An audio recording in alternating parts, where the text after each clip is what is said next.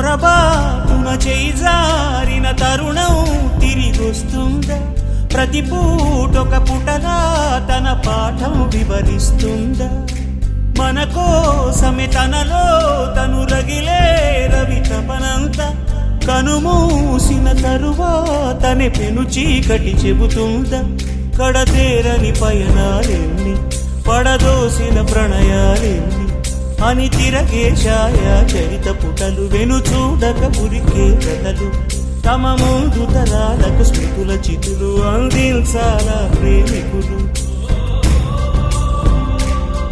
ఇది కాదే విధిరాత, అనుకోదేం ఎదురీత. 10 నెలలు తనలో నిన్ను మోసిన అమ్మైనా అప్పుడో ఇప్పుడో కనని కలను